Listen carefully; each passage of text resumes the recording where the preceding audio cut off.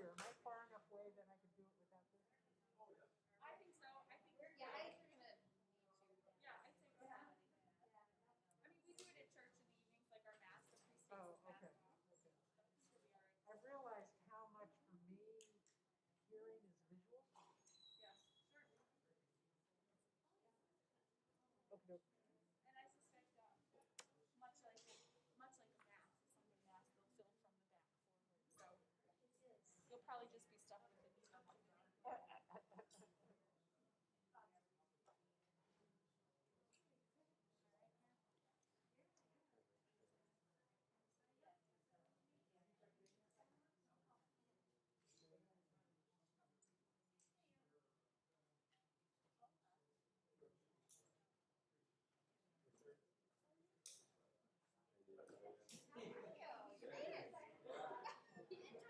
You didn't join us because it was raining. Yeah. How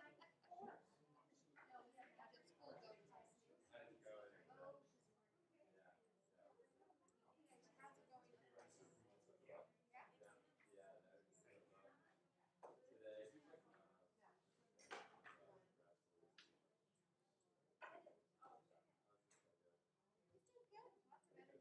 Yeah. We like him. Most days. It was pretty shock after. Okay. I walked home and I just laid on my bed for 10 minutes. I didn't even know I was home. I was lying on my bed.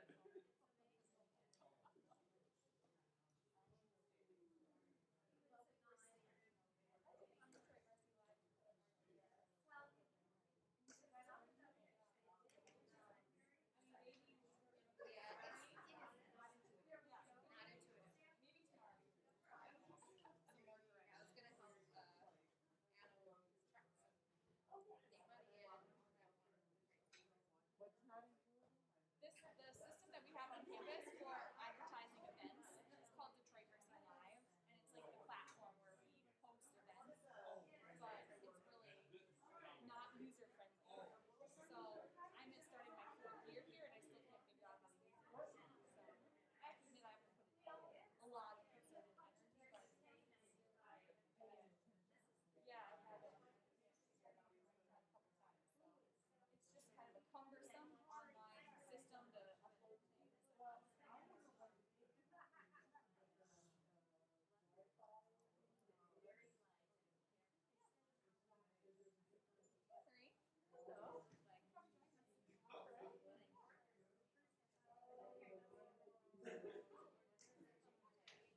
I would have had that one.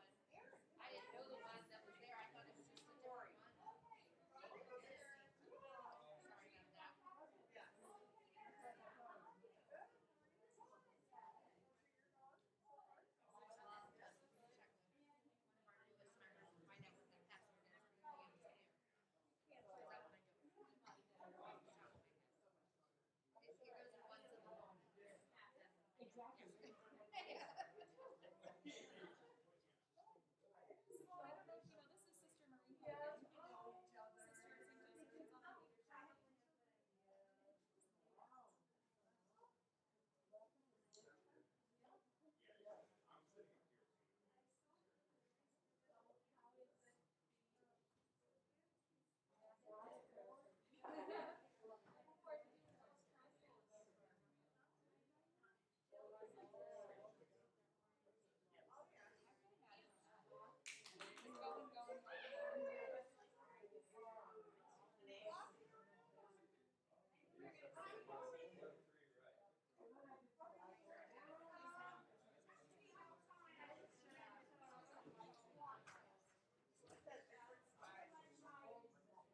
this is Sister Marie. Yeah. Sister St. Joseph is on the leadership. I do think though, when you're just going, you have time to pause and realize. And then when you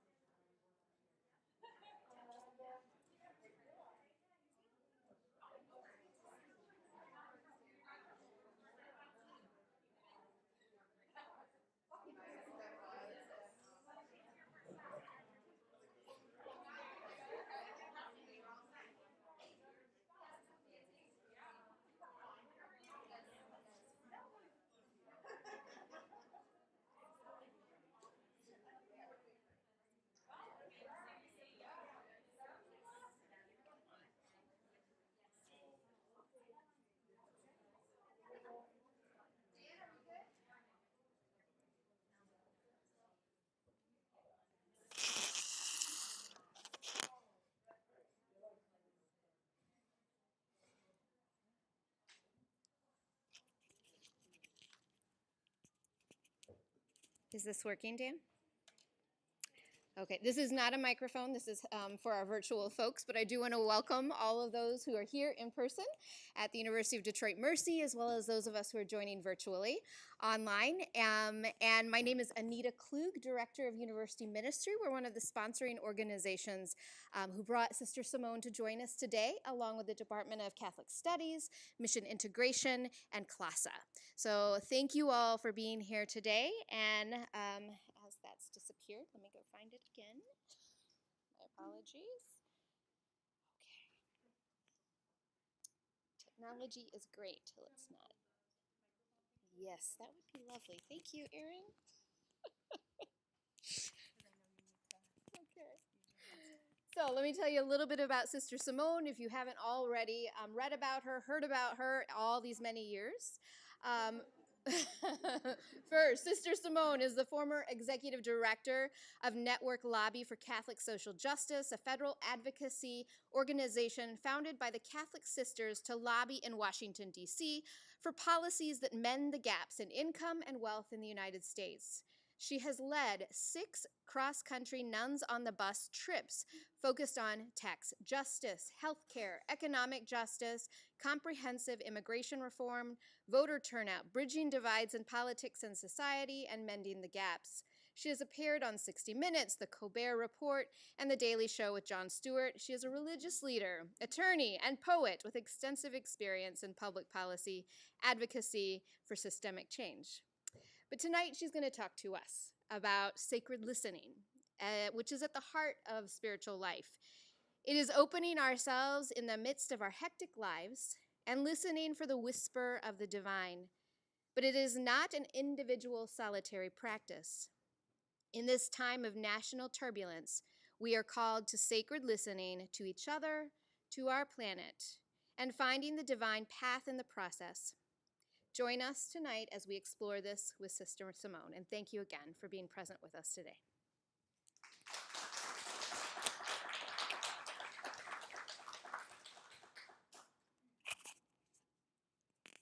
Okay, let me get this.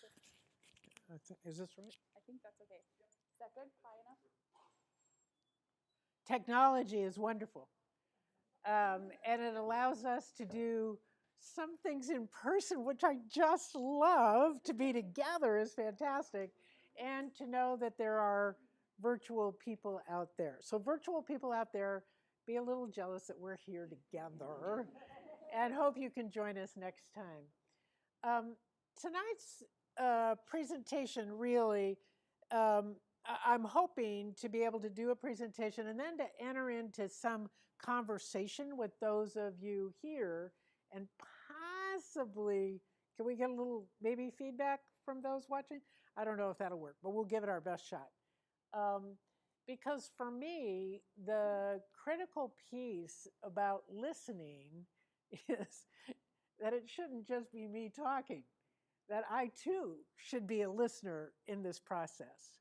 Because one of the things that I have realized is that, you may have noticed this, that in our political life, listening is in very short supply. So I think at every moment we should attempt to exercise the holy art of listening. And I've come to see that listening is almost sacramental. Because when I read the gospel, what I see often is Jesus who then listens. Remember the story of the beggar crying out saying, Jesus, heal me. And the apostles trying to keep Jesus away from him. And Jesus goes over and says, well, what do you want? What do you need? And it's that awareness that I think is one of the keys for this moment in our history and in our time. So tonight I want to talk a little bit about, making sure I follow my notes. I want to talk a bit about what's involved in listening, some of my experiences with it. What does it take in the face of our political squabbles to shift the dynamic? And then to end with a bit about what Pope Francis says is our call in this time to holiness. Okay? That's not a lot. I think we could squeeze all this in. I hope. We'll see. So, what I've come to realize about maturity, and here we are, about listening, is here we are on a university campus. And as I prepared for this, what I came to realize is listening requires a certain maturity.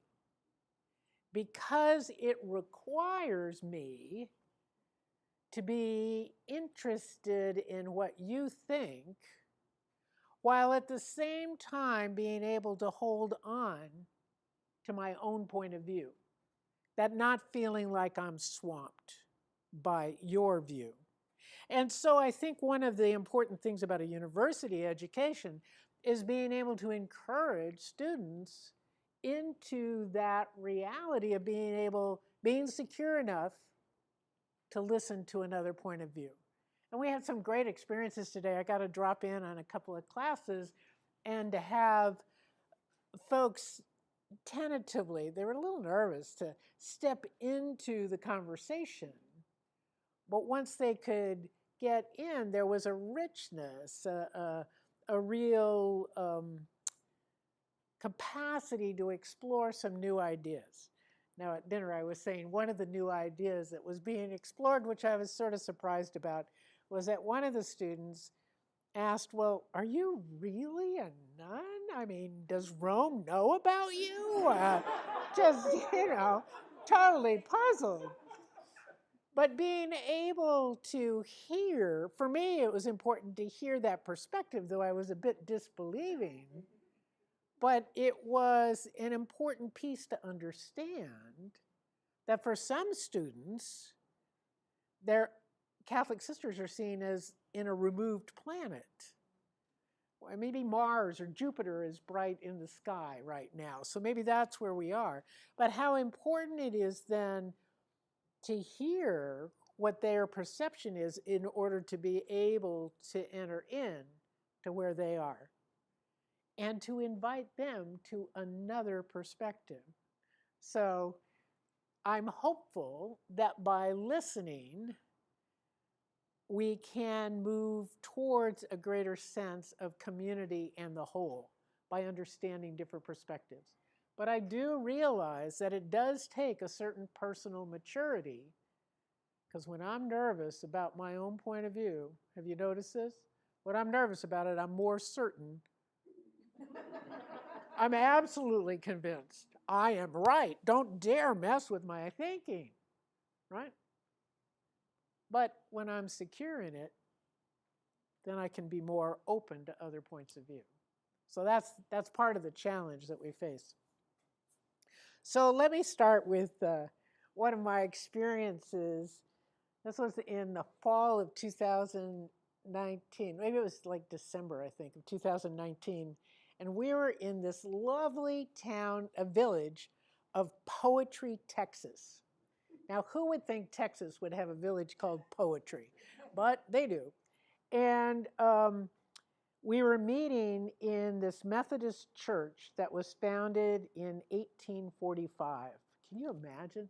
It was built in 1845, this old Methodist church, very beginning of Texas. And so the pastor had invited various parishioners from the Methodist church and some from the nearby Presbyterian church to come and join our rural roundtable, because we were doing this series on studying about the rural reality. This was part of our work at Network. And the reason we were doing this is that we were all city folk. I grew up outside of Los Angeles. What do I know about the rural reality? So we were out doing research, learning, because as a city girl, I just didn't understand rural communities. And so we're there, and this woman comes in carrying a casserole that had to go into the fridge because she was going to take it to somebody who'd just gotten out of the hospital. And then this elderly woman comes in. Now, I called her elderly, so she's got to be really older than me, okay? Just saying. And she comes in and she says, I looked you up on the internet, and I don't think I agree with you on anything. I think I might be in the wrong place. And so I take a deep breath. Oh, so glad you're here. This is going to make the conversation wonderful. Thank you so much for coming. Just come on in. Oh, please help, Holy Spirit. And then this guy comes in. He says, well, we can't start yet. I saw so-and-so had a cow down. I have to call him, tell him he's got a cow down. You can't leave a cow down, you know. What did I know? Maybe the cow was tired. Maybe they were just resting. I didn't know. So he does that. Then we get started. And I started most of the roundtables with the thing about how I was a city girl. And so what do city folk get wrong about living in the country? And so that usually got a laugh. And then people would start telling me things. Well, one of the ones that came up at almost every one of the 19 roundtables we did was that city folk think country people are dumb and uneducated, and it's not true. But what I came to realize in that as I listened to that is how hurt and judged rural communities feel, and therefore they're going to be protective of their reality. So I was like, oh, okay. We can deal with this. And so how did we get onto this? So then I got talking with, well, what's going on in your community and what's happening? And everybody, I think we had 12 or 15 gathered. They were all kind of relieved that the local hospital had closed. I was like, what? You're relieved that the local hospital is closed? Why is that? And they said, well, the last remaining doctor said he wouldn't send the dog of his worst enemy to that place. That was so bad. I was like, oh, wow. I guess that is a good thing if it closed, you know. And then, but they were upset that the grocery store had closed. And I go, well, why did the grocery store close? Well, it turns out that they're an hour and a half east of Dallas. And housing prices were becoming so bad in Dallas that folks were moving further and further out into this rural community and then commuting into work. Well, when they commuted into work, then they'd go shopping at the markets in town where prices were a little cheaper, or they'd go to a big box store or the Costco or something like that, and then come back to poetry in the area around. But then the fact that they weren't giving the business in the local community, they undermined the local grocery store who couldn't make a go of it. Couldn't pay the employees, couldn't make a go of it. So they closed. I thought, whoa, I hadn't understood that dynamic of some of the issues around housing were about what was the impact in the rural community, but also what was happening in Dallas, that folks were being forced out. So then we got talking, and I, the city person, think I'm going to help this conversation. I should have learned by then.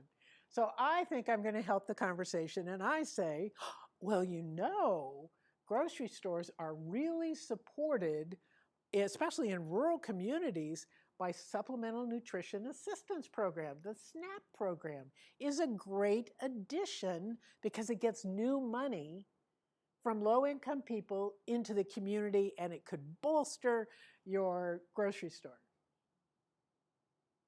Doesn't that seem like a good argument? Seemed good to me. Kaboom! Oh my God. This woman who had come in disagreeing with me about everything. What do you mean, those people? Those people need to take care of themselves. They've done all the stuff they're just lazy. They're this, they're that, they're the other thing.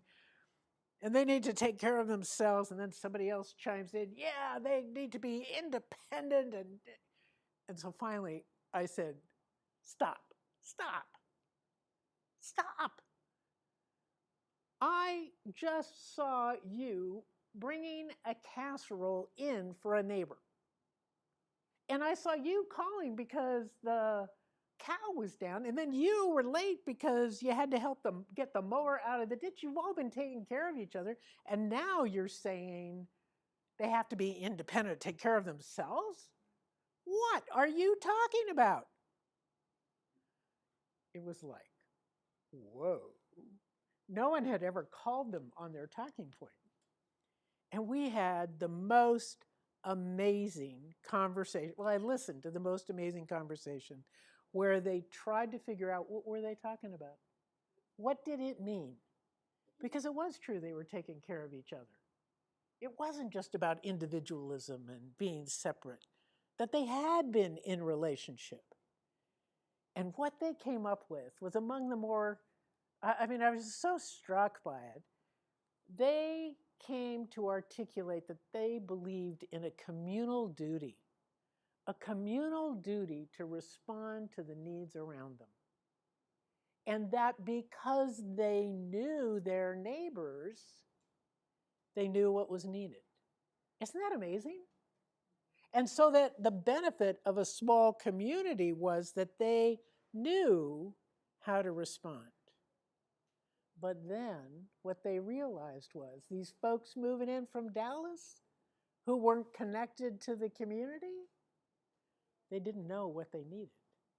And part of the challenge they were facing was that their area was getting bigger and they didn't know how to respond. And so that the SNAP benefits that some might be using was a reflection on their incapacity to meet the needs of their community. And they were kind of embarrassed about that. They were ashamed that they couldn't meet the needs of all their community. And so what had been this talking point of divisiveness became more about the fact that the need was too big for them to do one-on-one. And so while they understood the federal government being involved, it sort of made them mad, made them embarrassed, made them ashamed that they couldn't measure up. And I came to learn in that conversation that what I had judged as individualism, hostility, anger, I don't know, I'd called it a bunch of things in my head, was really very understandable as that struggle to know my community, but to feel like I was losing the relationship threads. And that I think a bunch of the anger that we see right now is a reflection of that incapacity to wrap our arms around a community and know where we belong. But listening can lead us to understanding that perspective. Isn't that kind of surprising, but kind of cool? I felt like it was one of those sacramental moments to see a new thing. It was really amazing. And then, so to me, that underscored the importance of listening. But the second story I want to tell, and I'm afraid because some of you have heard me talk about this, and one of the problems with COVID has been I haven't traveled a lot, so I don't have a lot of news stories. So I'm sorry, I only have old tested stories. But this one for me was really important because it was from 2016, the election of 2016, and I was in Indianapolis, and I met this guy whose name I don't know, but he lives in my memory. It was kind of one of these burly, kind of mid-50s, kind of a machinist kind of guy. I have no idea if he was a machinist, but that's kind of how I think of machinists, could wrestle anything to the ground and fix mechanical stuff. It was kind of tough. And he was really for Donald Trump for president. He was so for Donald Trump. Well, I didn't get to talk to a lot of Trumpians at the time. And so I had the time, and he seemed willing to talk. And so I asked him, well, why are you so for Donald Trump? What's going on? My parents always told me if you worked hard, played by the rules, I'd get ahead. And I worked hard, played by the rules, and I didn't get ahead. And it's even worse for my kids. And they graduated college, and they said that was the way to get ahead, but then they couldn't get good jobs and they came home and they were having to pay off the student debt, and he's going on and on, about his parents had said you could work hard and play by the rules, you get ahead. And I don't know what made me say it, but as I listened to him, he kept going back to his parents. And the Holy Spirit or the devil, I'm not sure which, made me say to him, wow, it really sounds to me like you're kind of ashamed that you didn't measure up to your parents' expectations. Is that true? And bam, he got tears in his eyes. And I got tears in my eyes in response to him. We were both so surprised. It was like, what I realized was that not being oppositional with him was to listen to a deeper story. That listening about what was underneath, what was the anger, what was underneath the divisiveness, what was underneath this judgment, really allowed for a whole different understanding of the dynamic. Because you know me, I'm a political person, so I'll fight politics all the time. This wasn't politics. This was a deep personal journey that needed to be unhooked in order to try to move to a different place, to understand what was happening. And that really, that first experience and then my wild woman in Texas has led me to think that perhaps the virtue that is most needed in our time is this virtue of holy listening. That we listen to each other, not just to the words being said, not just to the, or read just the Twitter things, but look at what's underneath to figure out what's going on, what's happening, how can we come together to make a difference in our world? Because it's taking these words as fighting words that sets up the divisions. And we think that's the whole story. But it's not. Because there are human beings under this. Make some sense?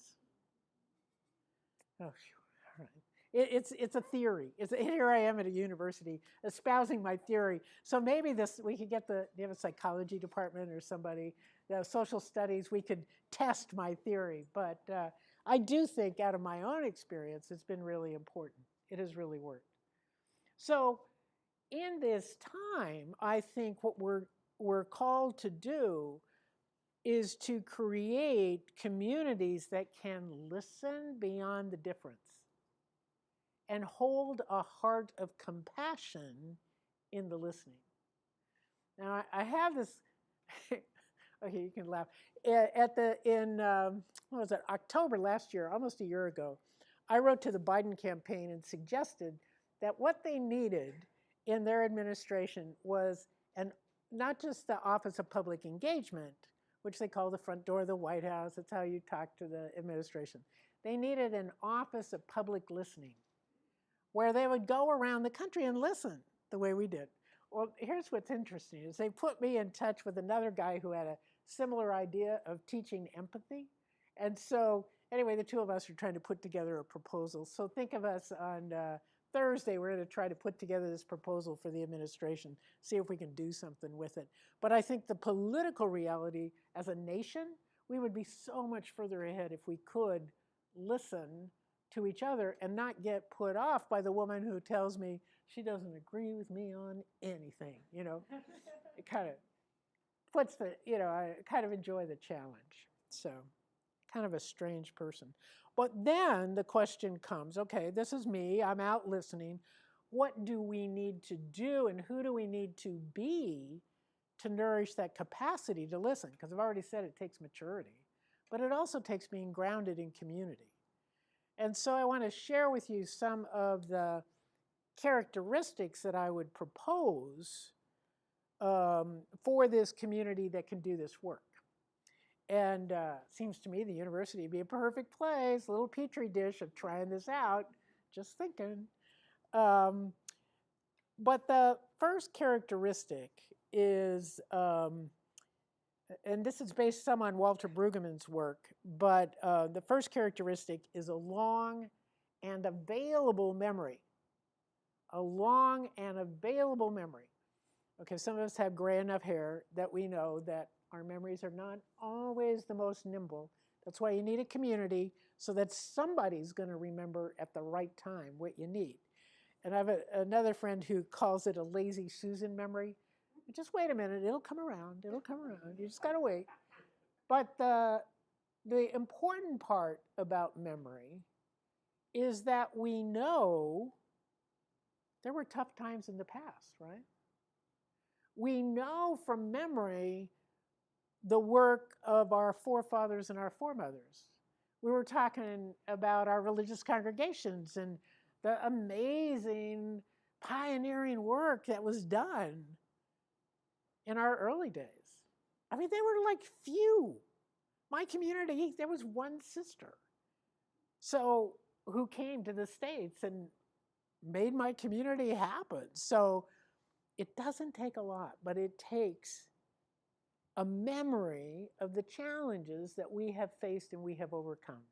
So that I think this helps with the maturity, the security, to be able to listen to something or an opinion that is different.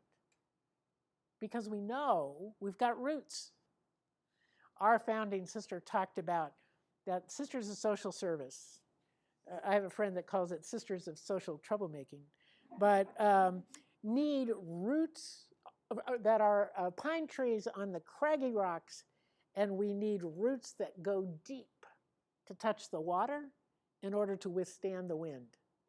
And so I think, isn't that kind of true, what we need these days? So having a long and available memory helps us know, things have been tough before. It also helps us know that it's not always been grim. We've got some good news.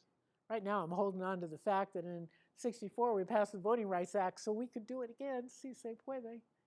We can create good trouble, as John Lewis would say, and that good trouble nourishes us and allows us to relax enough to listen in community. Again, when I'm defensive, my drawbridge is up, and you're not going to talk to me about anything new. Unless it's my idea, and then I'll insist that you agree with me. But that's not exactly listening, right? Okay, so a long and available memory where we know, we remember the past and can bring it forward to nourish us in the present. The second characteristic is that we touch the pain of the world as real. Touch the pain of the world as real. And I talk about letting your heart be broken open. It's not about fixing it. In the US, especially as do-gooders, I would lump you all into my do-good category. I am the cheerleader for do-gooders. But what we know is it's not about fixing everything, but it's letting our hearts be broken open so that we can experience as another person does. And I think that's what happened with my woman in Texas, as well as the guy in Indianapolis, is my heart was broken open by their stories. One thing you need to know about this elderly woman in Texas, I'd be really shocked to find out if she was younger than I and I call her an old woman. This would be really embarrassing. But anyway, she appeared older than I. And, but by the end of the meeting, she was talking about, she had 5 kids. 2 of her sons had OD'd in the opioid crisis because one had had back surgery and another, I forget what had happened, but they had both had OD'd. And so this lovely 80-some-year-old woman got 2 tattoos. So one for each of her sons, so she could carry her sons with her. And what I realized in listening to that story, she felt received. She could be vulnerable. And then in the end, she touched my heart in a way, how could I not include her in my care? So when you touch the pain of the world as real, then it is a totally, I don't know, it shifts things. You got it? Okay. That's the second. Touch the pain of the world as real. The third is to have an active, and I underscore active, experience of hope. Now, my book, I brought this, my book, Hunger for Hope, is really about that. Where do we find that in relationship to each other? But the active experience of hope, I realize, and as I talk about in the book, is to have an active experience of community. Hope is a communal virtue. I have sometimes been, when I was doing network and I'd be really miserable and upset about politics, I could never say, all right, I'm going to go home and I'm going to go generate some hope all by myself. You know, it just didn't work. But like doing Nuns on the Bus, that was like a hope machine because it was the communal experience of listening together, shared in prayer, shared in troublemaking, shared in all kinds of fun, that it really became life-giving in a whole different way. All right? Long and available memory, touch the pain of the world is real, active experience of hope. You can't just say, oh yeah, I remember I was about 18. I had a lot of hope then. I mean, you just can't do that. You know, it's got to be continuous. Got to be continuous. And that gets lost in our individualism because hope's a communal virtue. You can't do it alone. Just saying. Okay, so fourth, and this I think is the great one for the university, is effective discourse across generations, and I add cultures. Effective discourse across generations and cultures. And why is that so important? Well, for listening, for me as an older person, listening to how young folks think about stuff, not getting stymied by, oh yeah, I remember it was back in 1969, we tried that. Didn't work then, not gonna work now. You'll see. It's something like a wet blanket on a new idea, right? But the other piece that's so important for me is to have the energy of new interpretation, of new analysis, of new ideas, new possibilities, new ways of breaking this forward. It's critically important to keep our minds alive and nimble. It's also critically important to share with younger generations what we've discovered, what we've learned. And I think in this time of racial reckoning, it's really important for us white folks walking in white skin, to witness to the lamentation and change of both structural racism as well as white privilege. And that we got the security, the possibility, the maturity to be able to realize what we have benefited from and to try to undo it in our lifetime. And that network has a whole thing on structural racism, so I'm tempted to go down that rabbit hole, but I'll try not to. But the way our laws have privileged whiteness is lamentable, and that we need to make changes and shift that. I'll tell you what, when I found out that after the Civil War, state governments as well as the feds paid plantation owners, some plantation owners, not all, but paid some, for their loss of property in the freeing of the slaves. That was like shocking to me. And it opened my eyes to the idea of reparations and the fact that it's a bit long overdue. but to be aware of that conversation and stimulated by the youth who in DC were out in Black Lives Matter Plaza. I mean, I put my body out there even in the midst of pandemic. I was, nervous about it, but I needed to be present. But learning from the youth to speak up about that, but then we older folks have the capacity to witness and to make change in support of that. But having the dialogue on both sides is critically important, right? But what we have to do that is to listen, to understand, to hear other perspectives. It's at the heart of this work. Okay. My train diverged in my brain, so I have to, let me get back. Okay, so the four that we've got so far is long and available memory, touch the pain of the world is real, an active experience of hope, effective discourse across generations and cultures. And then the last one, which is the most annoying to me, is the capacity to sustain long-term tension with the dominant culture. The capacity to sustain long-term tension with the dominant culture because we are never going to arrive. This is not going to be nirvana.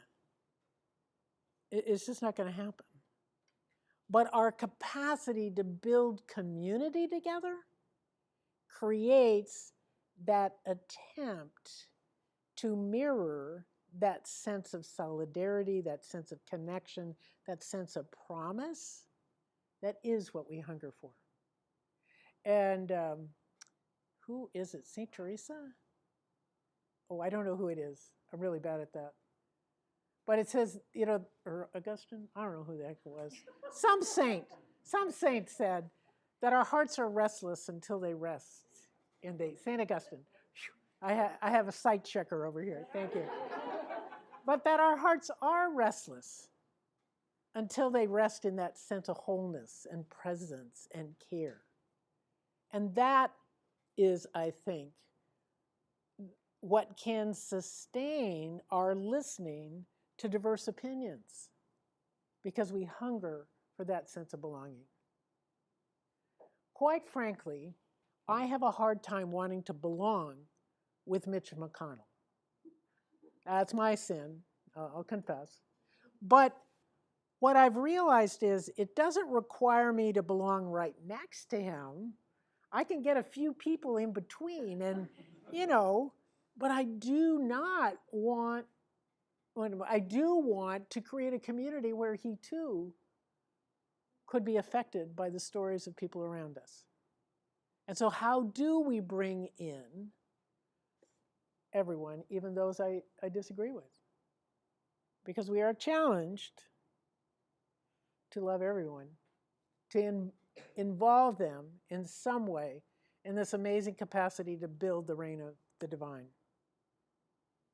Okay, so we've got this community we're trying to build, and then Pope Francis gives us, I love Pope Francis, it's so great, but he gives us these 5 characteristics to see how we're doing.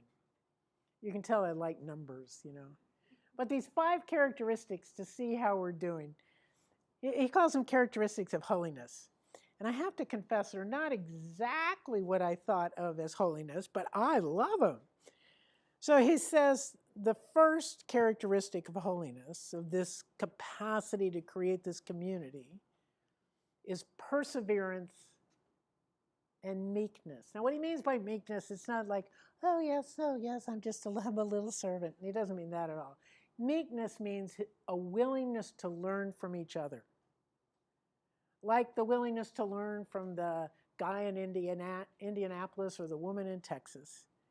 Our willingness to listen, to open our minds, to stretch, to take in something new. But notice it's linked with perseverance. We can't just say, oh yeah, I tried that last Tuesday, I'm not doing that anymore. We've got to hang in there with the process. And that hanging in with the process then will lead fruit, or will bear fruit into community. The second one he says is quite great, is he says that if we're on this journey, then a sign is going to, effectively on this journey, a sign is going to be joy and a sense of humor. Don't you love that? That could be a sign of holiness? I mean, usually I thought of holy people as kind of grim and not exactly a good attraction, a good advertisement for the life. But joy and a sense of humor, isn't that? Now, I have to confess, I had dinner over at the ministry center, and I think they've got a bunch of joy and senses of humor going on over there, which creates kind of a, ooh, I want to be about, what they're about. That's kind of cool. Maybe it was something in the water, I'm not sure. But it was an attractive piece. But isn't it easier to listen to somebody or to be able to listen ourselves if we come with a spirit of joy? If I come down, depressed, how am I ever going to take anybody else in? I'm so depressed. Or who would ever talk to me? Bring a bit of joy. And I think it can be a measure when you're feeling a bit out of sync, like something's off, using that as a measure of where am I out of sync? Well, what's giving me joy? Has anybody seen my sense of humor? Now, those two really are also communal virtues. You can't do those alone. If you don't have somebody to laugh at your jokes, what's the point? I ask you.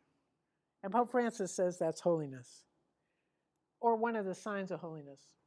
The third that he says is that we bring passion and boldness. Passion and boldness. So I was meeting with an honors class that's doing prophets, what's it called? Prophets and visionaries. And so I was agitating them. They just studied Isaiah. They were studying Isaiah. Next week they're doing Amos. So I said, whoa, well, what are you going to do on campus? Aren't you going to stir something up?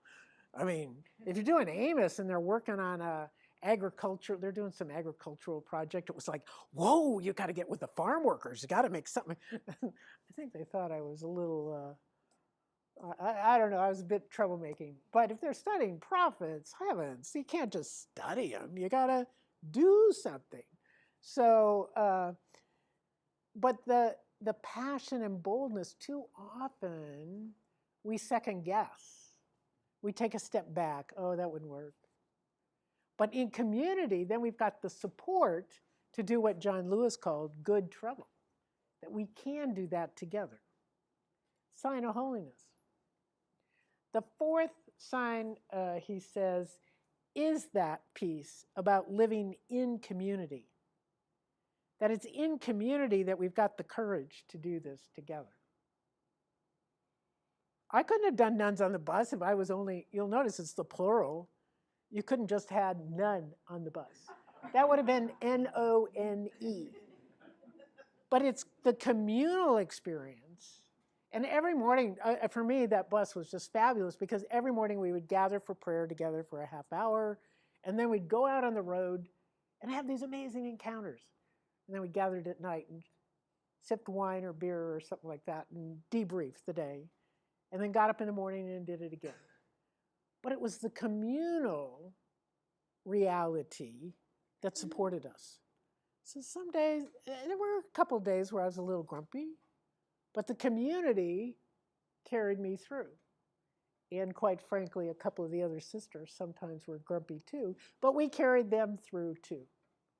Because we shared a common mission, a common vision, that we were speaking together. It was fabulous. And then the last point Pope Francis says that we're called to is in this community, we're called to live in constant prayer. Well, now, I thought at first he was talking about, oh, always being in the chapel and being so holy. I'm not one of those people. So I thought I was going to flunk, I thought I was going to make it. But what he talks about is just knowing that we need help and that the divine is present. I call it the spirit, is present in our world if we open ourselves up to a deeper reality. And so it's in that sense of deep listening, not just to each other, but to the Spirit's presence in our lives, that we get the niggles of inspiration, that we get the challenge to be bold, that we get the encouragement to be joyful in the face of a woman that says she doesn't agree with me on anything, that we find a way forward is because we listen to the Spirit alive in our world and have a sensitivity to that presence. So, it's really quite simple. All we have to do is create a community that nurtures this prophetic imagination, that takes people seriously so I welcome them into my heart, where my heart's broken open by the stories that they tell, and in the end, we have each other to be supportive in that process. So that's why I believe at the heart of our spirituality, at the heart of the challenge of our time, at the heart of our political division, what is called for is sacred listening. Listening to the Spirit, listening to each other, and discovering the surprises that exist.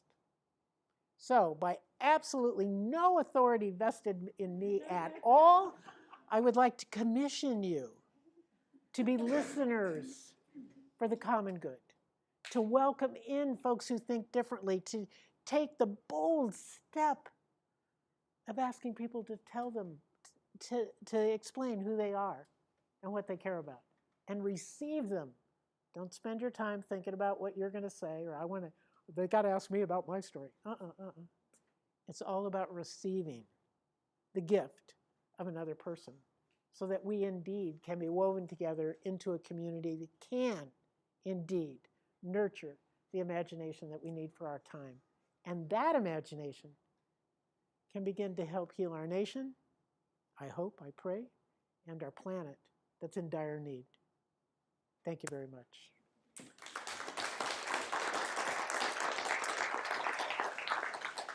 Okay.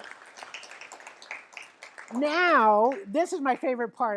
I hear me talk all the time. I talk in my head, I talk all the time. So now I want to get, what do you think? Does it make sense? Do you think I'm out to lunch?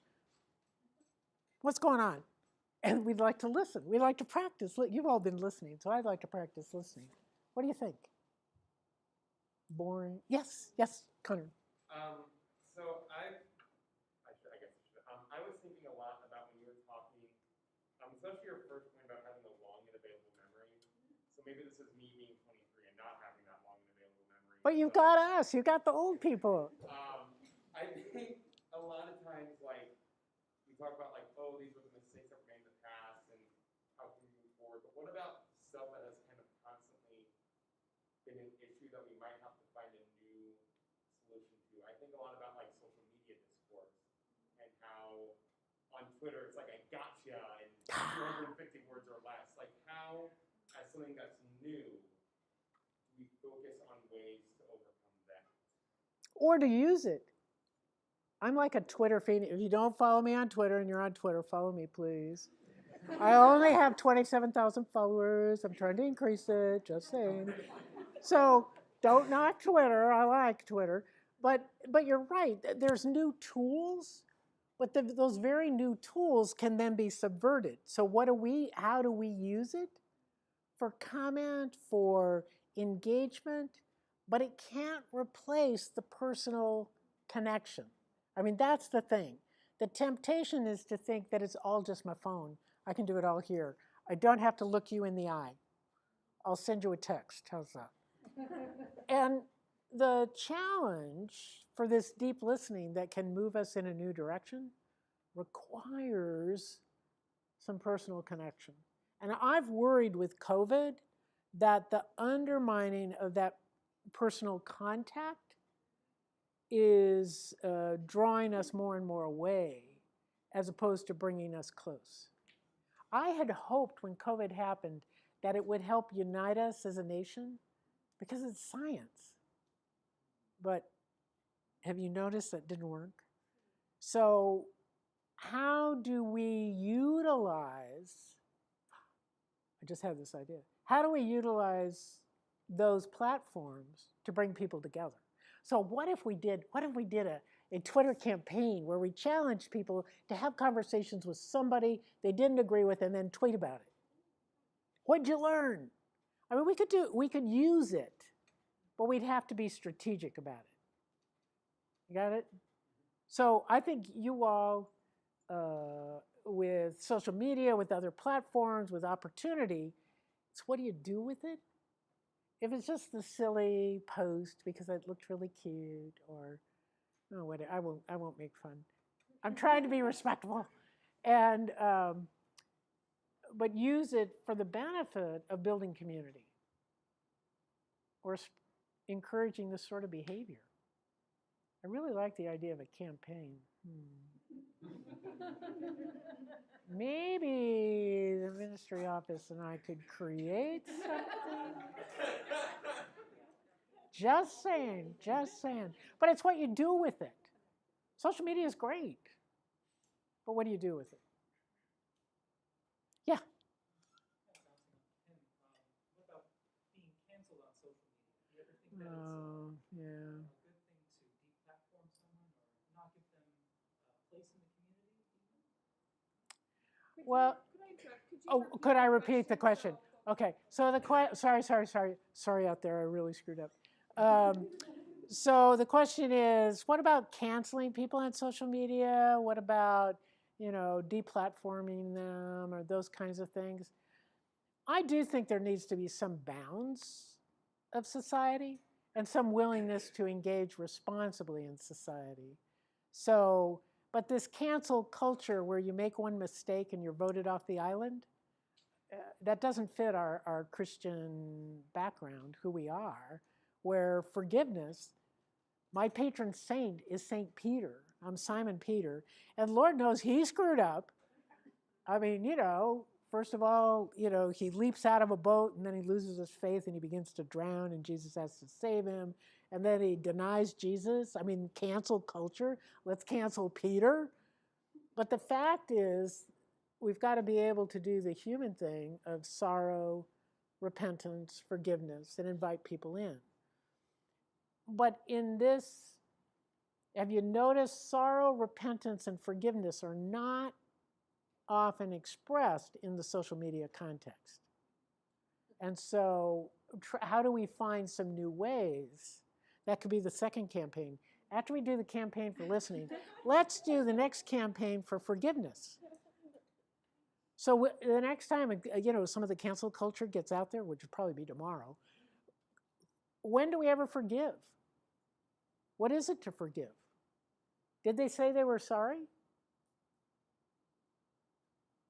Because it is this all or nothing, but I think it's all or nothing because we don't have a personal relationship with the person we're calling out. We don't have to deal face to face. And so it's easy for me to be judgmental. But it's hard.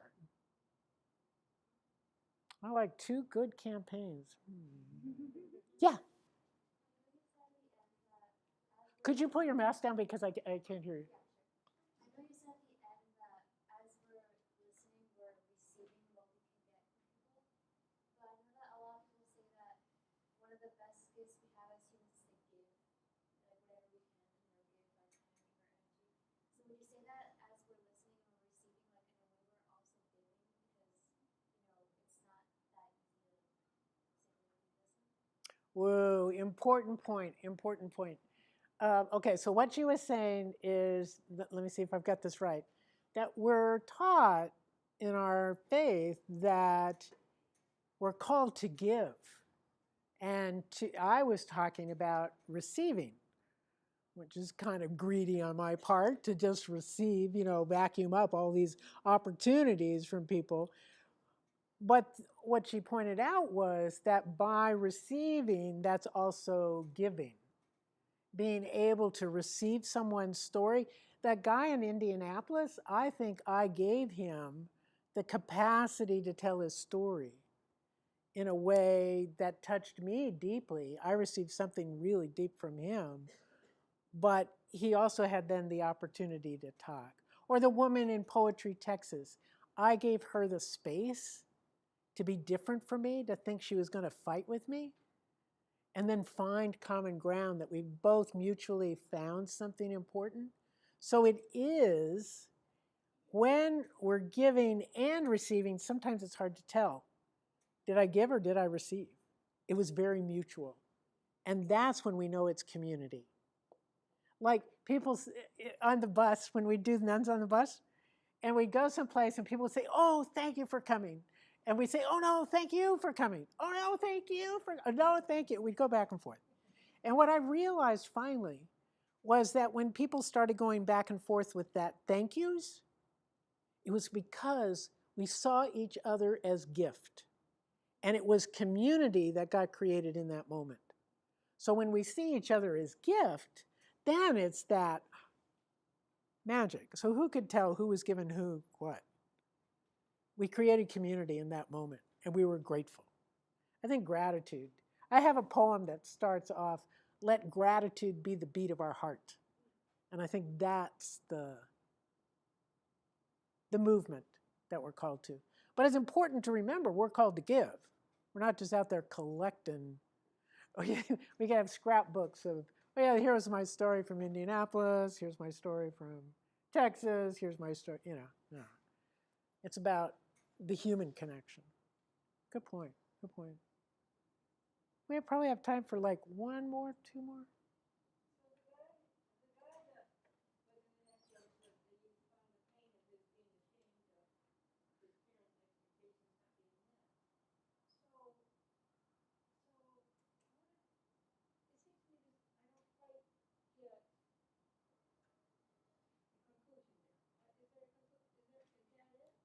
That's it. That, for me, okay, so the question was, well, you said this guy realized he didn't measure up to his parents' expectations, so what? Did it have a neat ending? No, it didn't. But for me, the important piece was to learn what was underlying his anger. It had very little to do with the Trumpian language that I found so offensive, and everything to do with someone who felt like he'd been a failure, he hadn't measured up, he felt left out of the economic benefit, and he was pissed. Pardon my language, but I'm sure your ears weren't offended. But the challenge for me was to hear that directly and not just as a theory, and to listen long enough to him to care that that was his experience, as opposed to,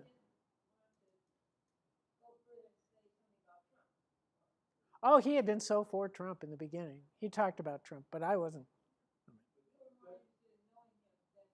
I was more interested, yeah, her point is I was more interested in knowing him than fighting politics. Because if you noticed, if we fight politics, we stay up here and we don't push back. We push back.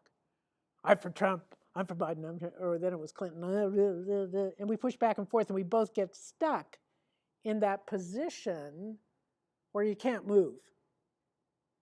But for me, hearing his embarrassment, and I called it shame, for not measuring up, changed my heart towards him. And I could stand next to him in a way that held compassion for him.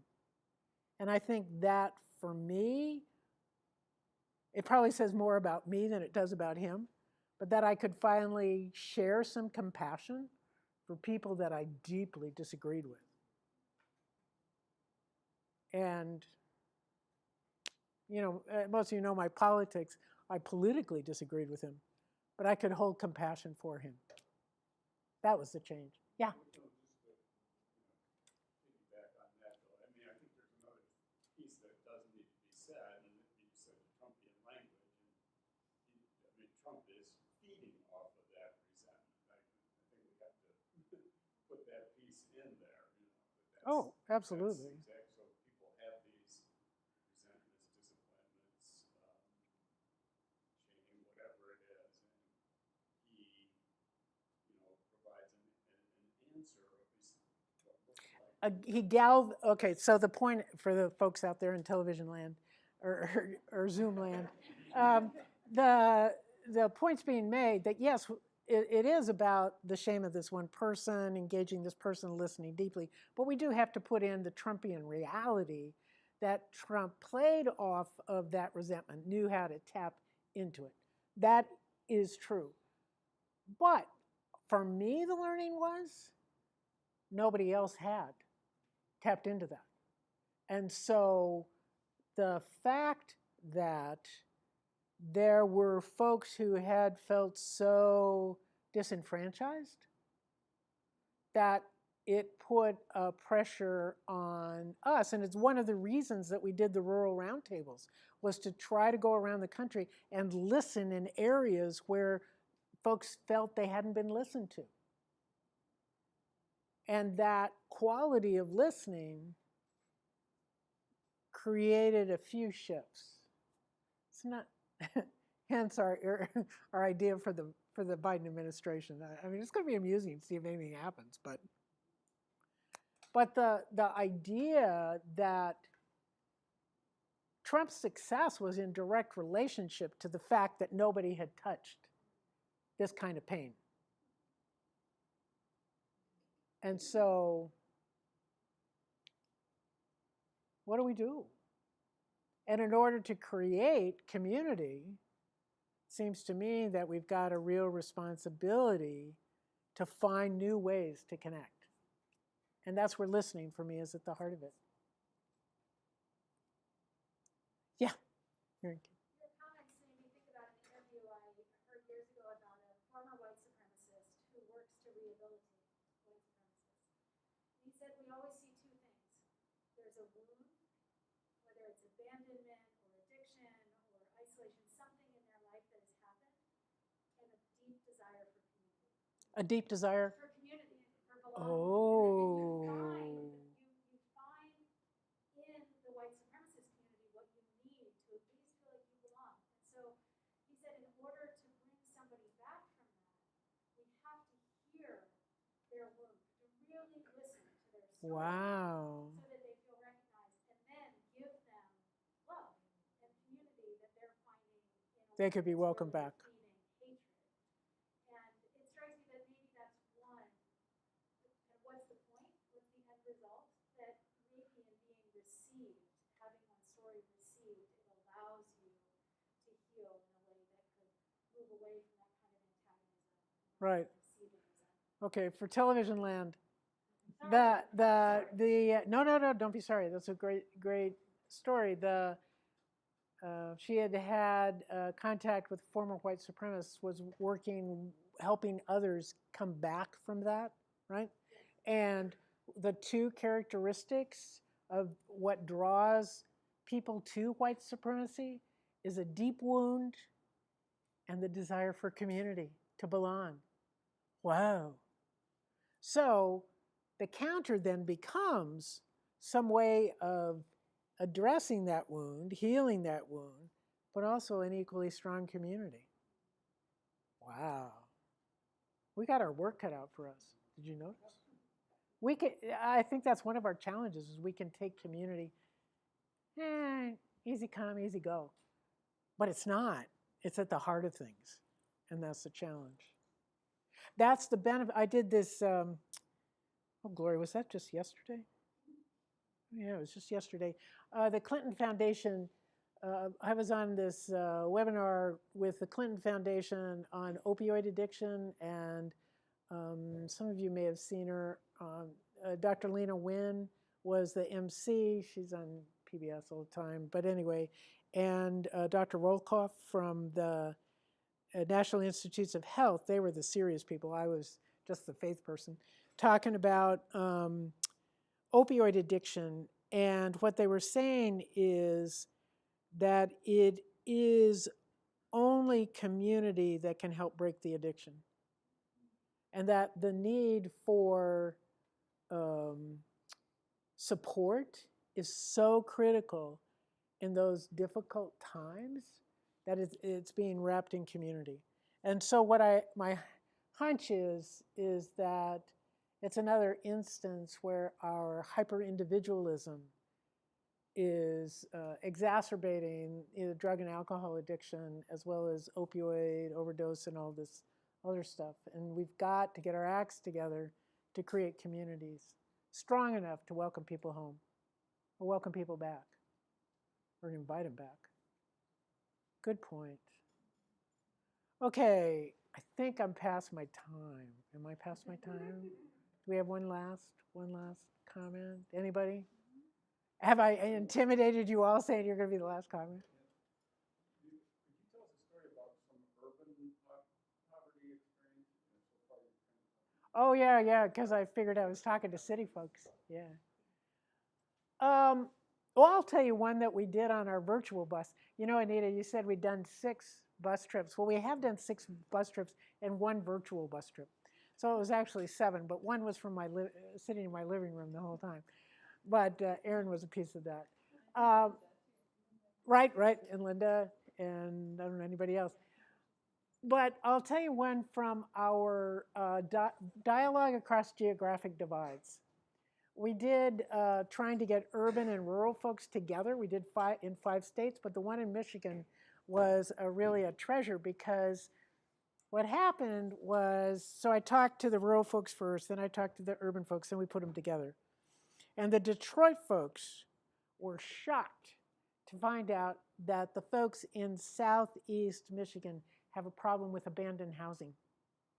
But there's a bunch of abandoned housing because people have been unable to sell their old farmhouses because nobody wants to move to the farm.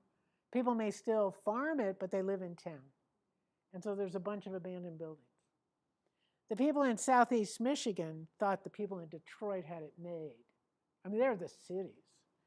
And then we're shocked to discover that Detroit has a public transit problem because it's the car city. And that, well, apparently all the car lines, all this, just go to the center or run back and forth on the rich part of town and aren't really good for commuting anyplace.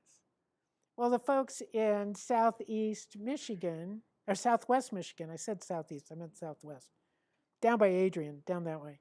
And they don't have public transit. And in fact, this just made me laugh. Their 2 hospitals in 2 towns about 30 miles apart were bought up by the same hospital system and shut down. And they built a fresh new hospital in between the 2. But there's no public transit for anybody to get there. So you know what the hospital CEOs of the system who were based in Chicago did? They wrote a proposal to Ford Motor Company to provide them with self-driving cars to take people to and from the hospital. Now, self-driving cars run on GPS, among other things. When you get down into a dip out in the rural community, you lose your GPS. So how was this going to work? I mean, really? So anyway, that's probably more rural stories. But it was just like, you put your whatever mind you've got onto the situation. And then the third is that they discovered with healthcare is that both communities were experiencing healthcare moving away from the downtown and from the rural community to a more suburban, exurban area where there's more profit. And the profit margin that is really being driven by the consolidation of hospitals, pharma, all those kinds of things. So that wasn't exactly a city story, but it's my favorite Michigan story about discovering connections. And it's those kinds of stories, sharing those kinds of stories, then you say, oh, we're not so different. Because really, the Detroit folks thought the rural community had it made. The rural community thought Detroit had it made, and quelle surprise. It wasn't. Okay, let's end. Let me end. I think I can do a poem from memory because you did my poem. One of my favorite poems. I haven't written poetry much because I got involved in politics so intensely that I haven't had the space to do it. But one of my favorites that I wrote is the poem called Loaves and Fish. And it's the story of us, really. And you all remember the story. It's Matthew 14. And it's Jesus has been followed out to the desert. All these people are there. The apostles say, send them back to town. They're going to get grumpy and hungry. We can't deal with this. And Jesus says to them, feed them yourselves. And so Peter says, well, all we got are a couple of day-old loaves of bread and a couple of stinky fish. What's that among so many? I just don't know. Jesus must have been really frustrated because he said, all right, sit down in groups of 50, ever the community organizer. So he sits down in groups of 50. Then he blesses the bread, breaks it, hands it out. And Matthew says 5,000 men were fed, to say nothing of the women and children. That's a direct quote from the scriptures. Well, that made me mad. What are we, chopped liver, I ask you? So I prayed about it, and as you can tell, I have this kind of odd prayer life. And what I discovered was, I think Matthew only counted the ones who thought it was a miracle. The women knew they brought snacks from home, and the real thing was sharing. It wasn't that all of a sudden there were all these loaves, really. Anyway, so that's the secret of the loaves and fish, the secret miracle of sharing. But this is my poem, and I offer it to you because I think it is maybe the prayer of our hearts, that we might be able to make a difference. And the poem goes like this. I always joked that the miracle of loaves and fish was sharing. The women always knew this. But in this moment of need and notoriety, I ache, tremble, almost weep at folks so hungry, malnourished, faced with spiritual famine of epic proportions. My heart aches with their need. Apostle-like I whine, what are we among so many? The consistent 2,000-year-old ever-new response is this. Blessed and broken, you are enough. I savor the blessed, cower at the broken, and pray to be enough. Thank you very much.